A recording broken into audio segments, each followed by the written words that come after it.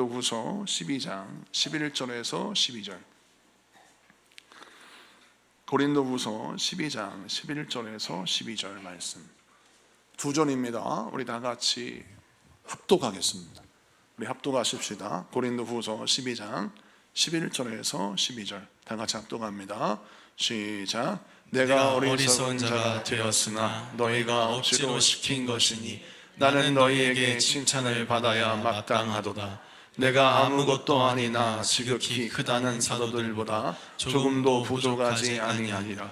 사도의 표가 된 것은 내가 너희 가운데서 모든 참음과 표적과 기사와 능력을 행한 것이라.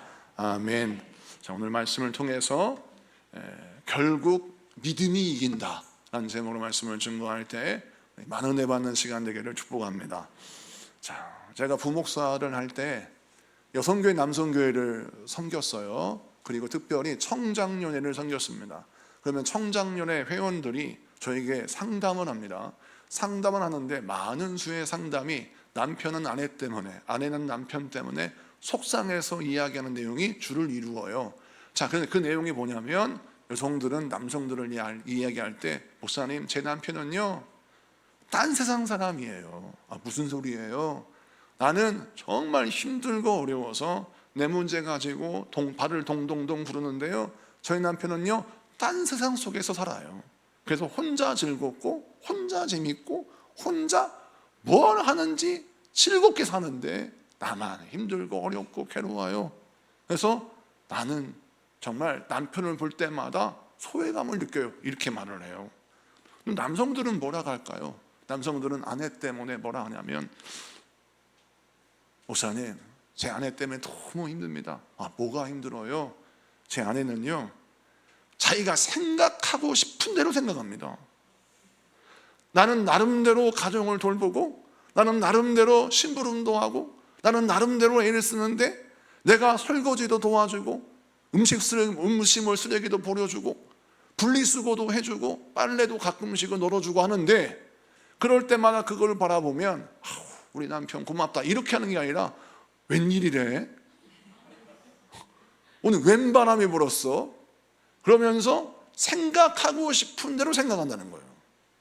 그러니 너무너무 힘들다는 것이죠. 두 사람의 경우를 보니까 여자는 남편을 볼 때 딴 세상 사람이다, 혼자 즐겁게 살고 나만 힘들다. 또 남편은 그런 딴 세상 사람이 아니라 나도 당신과 같이 고생을 같이 이제 나누겠다 싶어서 일을 하고 도와주고 나름대로 노력을 해도 부인은 인정하지 않는다는 거죠. 왜? 보고 싶은 대로 보고 생각하고 싶은 대로 생각하니까. 그래서 서로가 이해하지 못하고 오해하는 경우가 있더라라는 겁니다. 여러분, 우리가 아무리 사랑하는 사이고 매일같이 만나는 관계라 할지라도 오해가 한번 시작되면 그 오해는 관계를 비틀어 버립니다. 여러분, 왜 오해할까요? 이유는 뭐냐면, 오해가 왜 생기는 이유를 보세요. 처음에 남녀가 만나서 사랑을 나누고 결혼을 할 때는 서로 사랑하면서, 서로 사랑할 때 어떻게 하냐면 서로 이해하려고 해요. 그래서 항상 처음 사랑을 시작할 때는 서로 이해하려고 하니까 싸울 일이 없습니다. 근데 시간이 지나면서 어떻게 바뀌냐면 서로 이해를 강요합니다. 네가 나를 이해해야지, 누가 나를 이해하냐, 당신이 나를 이해해야지, 누가 나를 이해해 라고 하면 서로 이해를 요구하고 강요하다 보니까 다투고 오해가 생길 수밖에 없는 거죠. 여러분, 오해를 불식시키기 위해서는 반드시 필요한 것이 상대방을 이해하려고 하는 노력이 필요한데, 관계의 기간이 길어지면, 아무리 부부관계든 부모와 자식관계든 아니면 어떤 교우관계든 간에 시간이 길어지면, 오랜 교제의 시간이 있으면 모두가 다 어떤 습관을 갖느냐, 나중심으로 판단하게 되어서 상대방을 오해하더라. 왜? 보고 싶은 대로 보고 생각하고 싶은 대로 생각하게 된다 합니다. 자, 바울도 그런 일을 당한 거예요. 바울이 고린도 교회와 계속 어려움이 생기잖아요. 이 고린도후서 12장은 어떤 내용이라고 말씀드렸어요? 지난번에 고린도후서 12장은 사도 바울이 고린도 교회 교인들에게 자신이 왜 사도로 부름받았는지, 자신이 사도로 부름받은 자격은 무엇인지, 자기가 어떠한 사람인지를 증명하고 변론하는 말씀이 고린도후서 12장이에요. 그래서 처음에 그가 어떤 영적 경험을 합니까? 거짓 교사들이 사도 바울이 무슨 사도냐, 그가 사도라고 하는 것은 다 거짓말이다, 허풍이다, 저 사람은 사도의 자격이 없다라고 사도 바울의 사도직의 자격이 있다 없다를 논할 때 사도 바울이 내가 자격이 있다는 걸 설명하기 위해서 뭘 설명했어요? 사도의 고린도후서 12장 초반에 보면 3층 천을 갔다 왔다, 하나님의 나라를 갔다 왔다는 간증은 하죠. 그러면서 무엇을 이야기합니까? 내가 3층 천을 갔다 온 것, 그 영적인 비밀, 영적인 경험들을 이야기하지만 이 영적인 비밀이 밝혀지지 않고 자랑하지 않는 건 그보다 더 중요한 게 있다라고 하면서 자기 연약함을 변론합니다. 왜 자기 연약함을 변론했습니까? 사람이 그 연약함을 가지고 뭐라고 했거든요. 아니, 다른 사람은 고치면서 자기는 간질이 있나, 픽픽 쓰러지고, 아니 다른 사람들은 병을 고치면 자기는 눈이 어두워가지고 막 안경을 벗고 이렇게 쳐다보고, 저 사람은 눈이 안 좋은가? 저 사람은 남을 고치면서 늘 기도해 주는 사람이 맨날 몸이 약해가지고 픽픽 쓰러지는 거 보니까 사도 바울 능력 다 가짜인가 보다, 이렇게 말을 들으니까 사도 바울이 고린도후서 12장 1절에서 10절까지 말씀에 자기는 자기의 연약함을 자랑한다. 심지어 내 육체의 가시를 위해서 하나님께 3번 기도했는데 하나님이 뭐라고 하셨어요? 내 은혜가 네가 족하다, 너 그거 가지고 기도하지 마라 하니까 하나님이 그러셔서 나는 그냥 질병을 가지고 산다, 나는 진짜 몸에 약한 것을 가지고 산다, 이것이 하나님이 내게 주신 은혜다, 이렇게 설명하지 않습니까? 이렇게 말하는 게 뭐예요? 구차한 변명 같지만 사도 바울은 왜 이런 말을 할까요? 본인이 계속해서 말씀을 증거하고 사명을 감당할 수 있도록 하기 위해서입니다. 그는 단순히 자기를 변론해서 뭔가 경제적인 이득을 취하려고 한 것이 아니라 하나님의 맡기신 사명을 감당해야 되는데, 고린도 교회 교인들이 또 세상 사람들이 자기의 권위와 자기의 명예를 흔드니까 거기에 대해서 변론함으로 왜 명예를 지키고 권위를 지키려고 해요? 이유는 하나님의 말씀이 아주 과감없이 선포되어야 되기 때문에, 그 말씀을 통해 영혼들이 살아나야 되기 때문에 사도 바울이 그런 얘기를 하는 거예요. 그런 연장성상에서 오늘 말씀이 있는 겁니다. 11절을 읽어보겠습니다. 11절 다 같이 읽습니다. 시작. 내가 어리석은 자가 되었으나 너희가 억지로 시킨 것이니 나는 너희에게 칭찬을 받아야 마땅하도다. 아멘.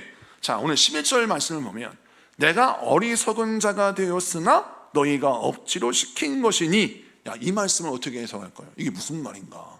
내가 어리석은 자가 되었으나 너희가 억지로 시킨 것이니, 이 말씀은 무슨 뜻이냐면, 내가 고린도 교회 여러분들 때문에 바보짓인 줄을 알지만 내 자랑 좀 하겠습니다, 이런 뜻이에요. 어리석은 자가 되었으나라는 것은 내가 지금 내 입으로 내 자랑하는 것이 어리석은 짓인 줄은 아는데 내가 내 입으로 내 자랑 좀 하겠습니다, 이렇게 한 이유는 당신들이 나를 어리석은 사람으로 만들었기 때문입니다, 이거예요. 그러니까 고린도 교회 교인들이 바울에게 오해를 했고 그를 평가전화해서 바울을 좀 하찮은, 좀 시원찮은 목사님으로 봤다는 거예요. 우리 지구촌 소망교회 교우들은 저를 너무 사랑해 주십니다. 혹시 이 설교를 듣는 여러분들 오해하지 말길 바라고, 영상으로 우리 지구촌 소망교회 설교를 어떻게 하는지 듣고 싶은 분들 절대 오해하지 마시기 바랍니다. 우리 교인들은 저를 너무나 사랑해 주세요. 그러니까 온라인으로 이 말씀을 듣는 분들은 오해하면 안 됩니다. 그런데 이 말씀을 잘 보세요. 사도 바울도 능력이 있다 없다라는 소리를 들었어요. 자, 그런데 하물며 이준희 목사 여러분들 어떻습니까? 아유, 아무개 권사님 좀 부족하지, 아무개 집사님 좀 연약해, 그치? 이런 평가는 당연한 겁니다. 왜? 사도 바울도 그런 평가를 당했으니까. 여러분, 우리는 좋든 싫든 수많은 사람들에게 평가를 받아요. 심지어는 우리 아이들을 보세요. 제가 교육 목사 할 때 얼마나 우리 아이들이 웃긴 줄 아세요? 학생들이. 제가 아동부 그때 여름성령학교 때 저녁 때 집회를 했어요. 막 부목사가 집회를 해가지고 아이들을 막 쫙 기도했어요. 그랬더니 아이들이 하는 말이, 한 아이가 저한테 와가지고 목사님 설교 좀 하시네요. 이렇게 얘기를 하는 거예요. 그래가지고 이놈 봐라. 그래가지고 목사님 설교 좀 하니? 그랬더니 예, 설교 좀 하세요. 오늘 은혜로 왔어요. 이러고 가는 거예요. 그래가지고 그걸 보고서 얼마나 웃겼는지, 이 아이도 목사님이 설교를 잘하는지 안 하는지 판단하는 겁니다. 여러분, 우리는 좋든 싫든 이 판단의 자리에 서 있어요. 자, 그런데 오늘 말씀 보니까 사도 바울이 그럽니다. 내 자랑하는 건 바보 같은 짓이고 어리석은 짓이고 이렇게 될 수밖에 없는 상황에 내가 놓여 있지만, 성경 말씀 속에 다시 11절, 너희에게 칭찬을 받아야 마땅하다. 나는 너희에게 칭찬을 받아야 마땅하도다. 이 말씀이요, 속이 시원한 말씀입니다. 나는 여러분들에게 칭찬을 받아야 마땅합니다 라고 말하고 있어요. 자, 이 말씀을 어떻게 해석할까? 사도 바울을 통해서 우리 하나님이 판단받는 세상에 살고 있는 힘들어하는 현대인들에게 말씀합니다. 우리 현대인들은 끊임없이 평가를 받습니다.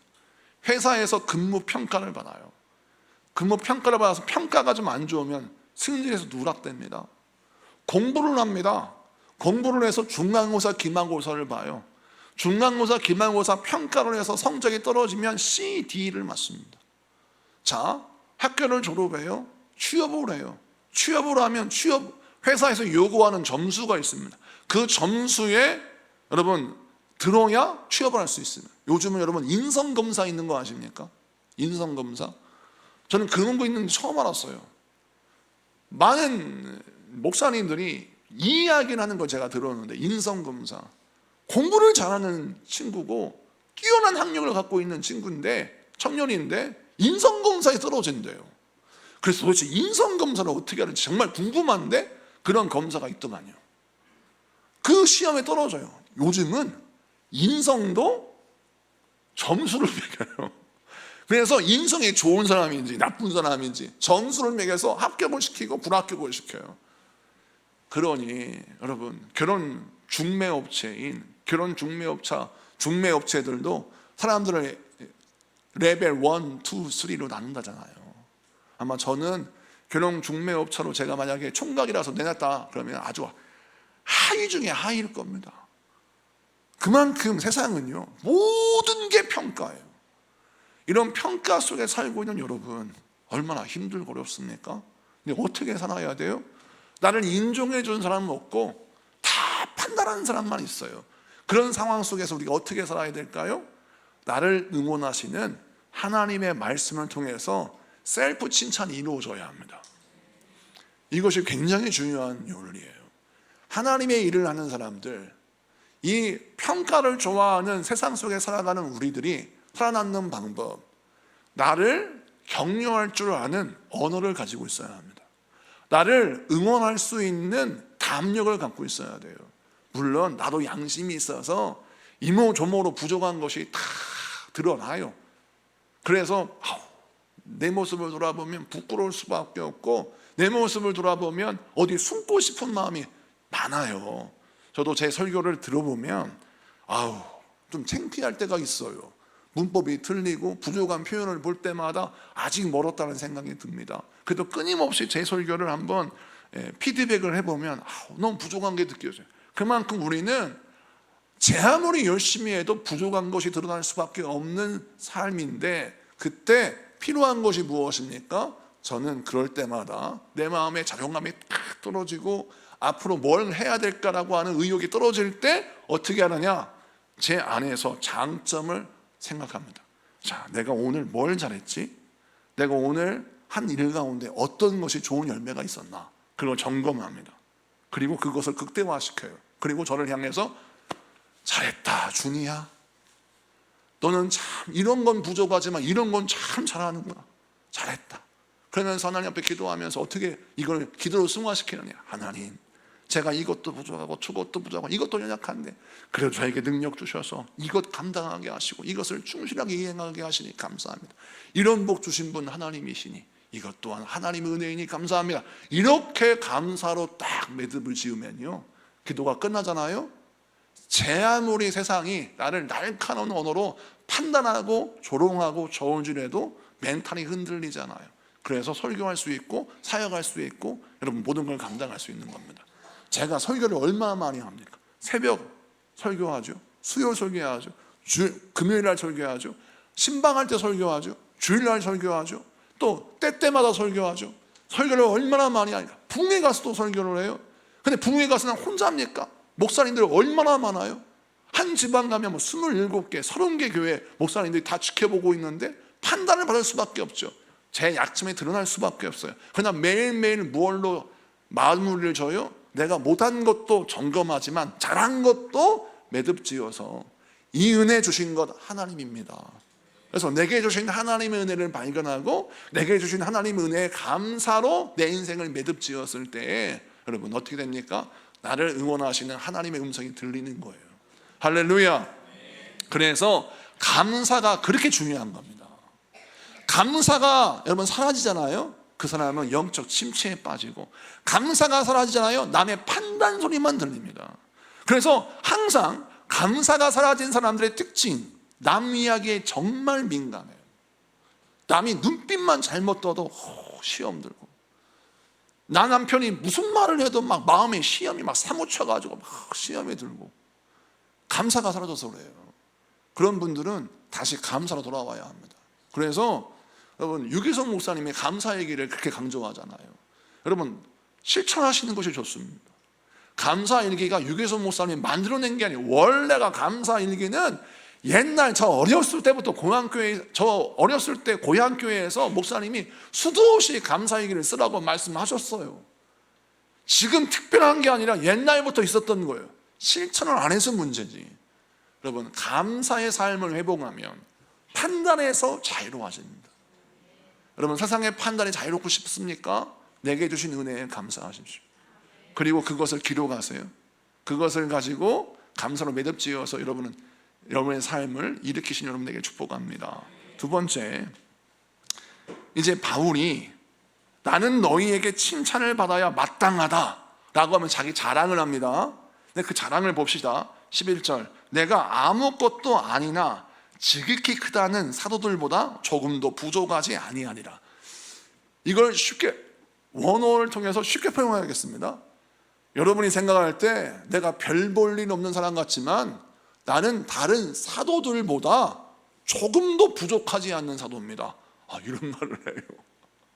그러니까 이 얘기는 뭘 뜻하냐면 사도 바울이 좀 설교는 잘하지만 베드로보다는 좀 못하지? 사도 바울이 설교는 잘하지만 요한 사도보다는 좀 사랑이 떨어져. 이런 얘기를 들었다는 거예요.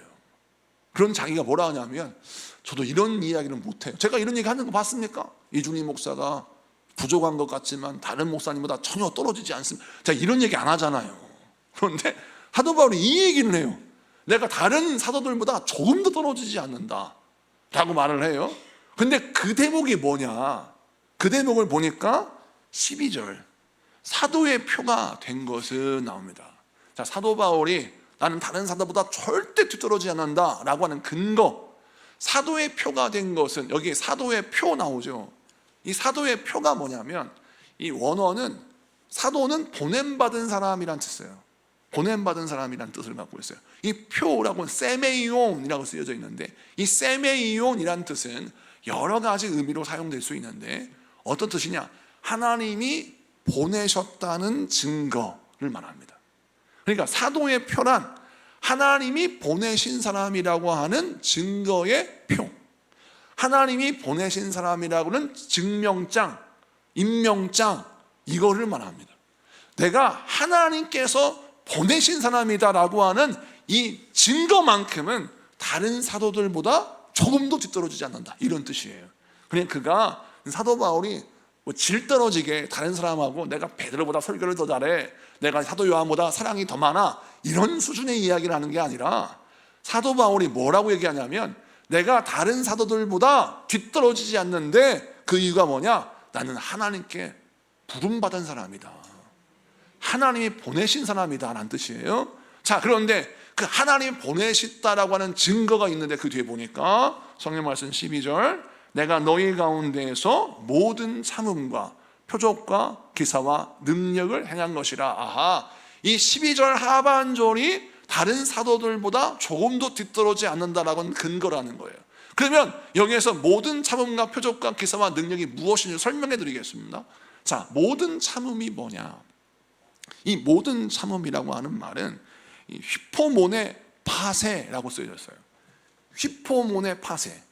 모든은 파세고 참음은 휘포모네예요. 근데 휘포모네는 perseverance, 그러니까 견딤, 인내 이런 뜻이고, 근데 이 파세라고 하는 이 파세라고 하는 말은 영어로는 great라고 써 있어요. 그래서 영어 성경에는 great perseverance라고 나와 있는데, 이 great라고 말하는 게 위대한, 큰, 광대한 이런 뜻인데, 원어는 사실은 어떤 의미냐면, 모든 참음이라는 것은 내가 참는데, 예를 들어서 내가 물질의 어려움은 참을 수 있어요. 질병의 문제도 참을 수 있어. 그런데 자존심 상하는 건 절대 못 참아. 이런 것들을 다 아울러서 모든 참음이란 질병의 문제든 물질의 문제든 인간관계의 갈등이든 어떤 문제든 간에 내가 참는 항목이 많다라는 거예요. 모든 참음이란. 그러니까 선별적 참음이 아니라 사도 바울이 다른 사도들보다 조금도 뒤떨어지지 않는 것이 무엇이냐? 내가 참을 때 인내하는 항목을 보니까 질병, 가난, 갈등, 상처, 아픔, 가시 같은 사람들, 이런 사람들까지 다 내가 참는다라는 겁니다. 사랑하는 성도 여러분, 우리가 믿음으로 이기는 삶을 살기 위해서 가져야 할 덕목이 무엇입니까? 우리의 참는 항목이 확장되어야 합니다. 많은 성도님들이 우리가 인내의 삶을 살고 참음의 삶을 사는데 그 용량을 보면 1TB가 아니라 2기가, 3기가, USB밖에 안 되는 거예요. 그래서 하여튼간에 조금만 참으면 막 용량 초과, 더 이상 수용이 안 되는 거예요. 사람을 상대할 때도 마찬가지입니다. 여러분, 복의 통로가 되려면 사람을 감당하는 용량이 많아져야 되는데, 많은 사람들이 어떤 용량을 갖고 있냐면 한 명, 두 명, 내 입맛에 맞는 한 명, 두 명의 사람들만 수용하면 용량이 차버려요. 그래서 초과돼 가지고 더 다른 사람을 수용하면 여기서 막 과부하가 걸려요. 모든 참음이 안 되는 거야.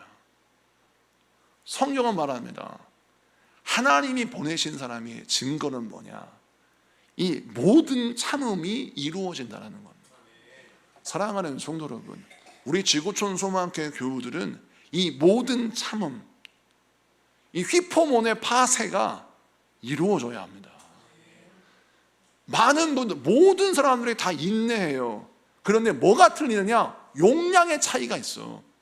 그래서 2명을 감당하기도 벅찬 사람이 있는가 하면 10명을 감당해도 남는 사람이 있어요. 근데 우리 하나님이 우리에게 뭘 요구하시냐면 10명, 20명도 감당할 수 있는 용량을 가지라는 겁니다. 우리 지구촌 소망교회가 부흥되기를 사모하고 기도합니다. 그런데 제가 여러분에게 말씀드리고 싶어요. 여러분이 견디고 참는 사람들의 용량이 커지지 않는 한 우리 교회는 부흥이 안 됩니다. 커질 수가 없어요. 왜 그럴까요? 감당이 안 되는데 어떻게 커져요? 옛날에 우리 교회가 작을 때에는 제 눈이 레이더입니다. 싹 돌면요, 밥 먹을 때 표정만 봐도 우리 집사님 지금 목 안 좋구나. 그러면 어김없이 제가 밥 먹다도 갔어요. 그래가지고 살짝 얘기하면서 말을 나눴습니다.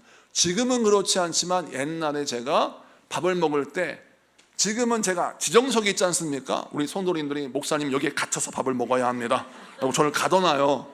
그런데 저는 옛날에 밥을 들고 딱 스캔합니다. 설교할 때 표정이 안 좋았던 분 찾아갑니다. 그래서 지금이야 말할 수 있다. 2성전, 3성전 때 제가 찾아가는 사람은 상태가 안 좋다고 생각해서 제가 찾아갔어요. 그래서 위로하려고 가요. 집사님 뭔가 안 좋은 일이 있으시죠? 왜? 읽혀지거든요. 근데 지금은 성도가 너무 많아져가지고 그럴 수가 없어요. 제가 이 얘기를 왜 드리냐면, 제가 요즘 많이 느끼는 게, 나도 용량이 커져야 되겠구나. 모든 참음이 확장되어야 세계 선교할 수 있는 거예요. 하나님이 여러분에게 복을 주십니다. 복의 근원이 되라, 복의 통로가 되라. 이거 감당하려면 모든 참음이 이루어져야 하는 겁니다. 자, 이 모든 참음은 또 어떤 걸 얘기하냐면 히포모네 파세가 뭘 의미하냐면 시간의 참음이에요. 어떤 거냐? 내가 지금까지는 다 참았어. 내일은 절대 못 참어. 우리가 참는 시간이, 용량이, 이게 유통기한이 짧아요. 그래서 1년은 참았어. 2년째는 막 도저히 못 참아. 내가 2년까지는 참았어. 3년은 못 참아. 이렇게 되는 거예요. 그래서 이 모든 참음이란 두 가지 있습니다. 참는 항목이 확장되어야 되고 참는 시간이 확장되어야 돼요. 그래야 우리가 하나님께 부름받은 자의 증거를 가진 자라는 거예요. 여러분, 이 말씀 들으면서 마음이 굉장히 무거워지잖아요. 나는 그럼 하나님이 부르시지 않은 자인가? 그게 아니라 오늘 이 말씀 보세요. 사도 바울이 자랑하는 걸 보세요. 내가 다른 사람보다 설교 잘해, 내가 다른 사람보다 사랑이 많어, 내가 다른 사람보다 병자를 많이 고쳤어, 이런 것까지 자랑하는 게 아니라 내가 잘 참아요. 그게 나의 자랑이에요. 왜 이런 말을 할까요? 성경은 성령의 감동으로 기록된 책입니다. 하나님이 우리에게 뭐라고 하시죠? 우리에게 주목하시는 부분이 있어요. 우리를 축복하시기 위해서. 내가 오늘 김지사를 축복해야겠다. 내가 우리 김권사를 축복해야 되겠다. 내가 지구촌 소망교회 오늘 내가 축복해야 되겠다. 내가 어떻게 축복할까? 우리는 스케일하시지 않겠습니까? 그러면 내가 가지고 있는 스펙을 보고 축복하시는 게 아니에요. 참음의 용량을 보신다는 게 먼저. 김권사 딱 보니까 2명의 용량이 아직 멀었다. 너는 김예사님 잘 스캔해 보니까 참음의 유통 시간이 이틀이에요. 이틀은 잘 참어. 3일째 되면 폭발해요.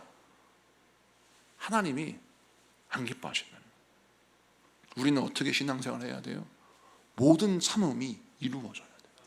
여러분 믿으십니까? 아멘 소리가 너무 적어요. 여러분 믿으십니까? 이 말씀이 온전히 영상까지 이루어지길 축복합니다. 그 다음 말씀, 시간이 너무 없으니까 표적과 기사 능력을 한꺼번에 설명할게요. 표적, 기사, 능력. 표적은 역시 세미온, 앞에 나왔던 표적이란 말과 표라는 말이 똑같아요. 세미온. 두 번째 테라신, 기사. 세 번째 디나미스, 능력. 이 헬라어로 제가 설명한 이유가 있어요. 이게 뭐냐면 이 세 가지 헬라어, 세메이온, 테라신, 다음에 디나미스, 이 세 가지 단어는 공통점이 있는데, 자, 표적은 하나님이 나타내시는 기이한 사건, 두 번째 기사는 하나님이 나타나시는 기이한 사건이 일어나는 현상, 그 다음에 이 능력은 하나님이 부여해 주시는 성령의 권능을 디나미스라고 하는 겁니다. 공통점이 뭐예요? 하나님의 라는 소유격이 있죠. 보내신 자의 뜻을 담고 있다는 거예요. 자, 그러니까 사도 바울이 무엇을 자랑하느냐? 자기의 고유한 능력을 자랑하는 것이 아니라 하나님이 주신 능력이 이와 같이 풍성하다는 것입니다. 사랑하는 성도 여러분, 사도 바울은 이것을 자랑합니다. 내가 다른 사도와 비교해 봤을 때 내가 조금도 부족하지 않은 것은 하나님이 주신 사건, 하나님이 주신 은혜, 하나님이 주신 능력이 나타남에 있어서는 부족함이 없었다라는 거예요. 그래서 사도 바울은 하나님의 말씀을 증거할 때 항상 무엇을 담았느냐? 그의 언어에 하나님의 능력을 담았어요. 그래서 하나님은 사도 바울의 편지를 하나님의 말씀으로 담아 신약 성경으로 만드셨습니다. 왜 하나님은 사도 바울을 통하여 신약 성경을 정경화시키셨을까요? 이유는 사도 바울이 항상 무엇을 자랑했어요? 하나님의 능력만을 자랑했습니다. 그가 자랑할 게 얼마나 많아요. 그가 자랑할 게 진짜 많습니다. 개척을 한두 개를 했습니까? 수많은 교회를 개척했고, 그가 말씀을 증거해서 변화시킨 수많은 군중들이 있으며, 그가 영향을 끼쳤던 수많은 제자들이 있어요. 그런데 그런 모든 걸 자랑하지 않고 그가 하나님 앞에 자랑하는 걸 보세요. 하나님이 주신 걸 가지고 자랑하더라는 거죠.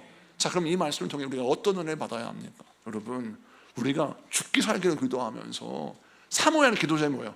하나님의 주실 능력을 기대하는 여러분들에게 축복합니다. 하나님의 주신 능력을 기대하라니까요.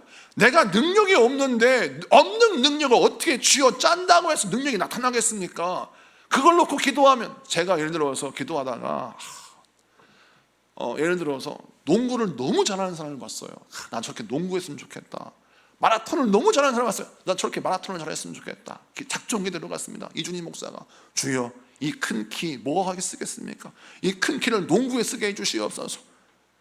제가 다리가 깁니다. 아버지요, 이 다리를 가지고 달리기를 하게 해주세요. 지난주에 우리 석철 청년이 드럼을 너무 막 잘 치길래 저걸 보면서 하나님 나도 저렇게 드럼을 잘 치게 해주세요 라고 막 제가 기도한다 쳐요. 이 기도가 이루어질 가능성을 희박합니다. 왜 그럴까요? 저는 그건 내가 감당하는 거예요. 내가 감당하는 거예요. 그런데 하나님이 주신 능력은 이런 걸 초월합니다. 하나님이 주신 능력은 내가 이게 나에게 이루어져? 라고 하는 신비한 역사가 나타나는 겁니다. 그래서 사도 바울이 우리에게 뭘 강조하느냐, 네가 가진 고유의 능력을 자랑하지 말고 하나님이 너에게 무엇을 주셨는지 그걸 자랑하라는 거예요. 할렐루야. 그러면 어떤 일이 벌어져요? 내게 없는 걸 가지고 불평하지 않습니다. 왜? 내게 없는 걸 불평할 필요가 없어요. 앞으로 부어주신 하나님의 능력이 너무나 크기 때문에. 할렐루야. 그래서 우리는 어떤 걸 기대해야 돼요? 나에게 부어주실 하나님의 표적과 기사, 능력을 기대하는 거죠. 이 모든 것은 다 하나님의 뜻을 담고 있고 하나님의 계획을 담고 있고 하나님의 방향을 담고 있기 때문에. 그래서 우리가 기도할 때 어떻게 기도해야 돼요? 주여, 나의 모든 언어가 하나님의 능력을 담게 하여 주시옵소서.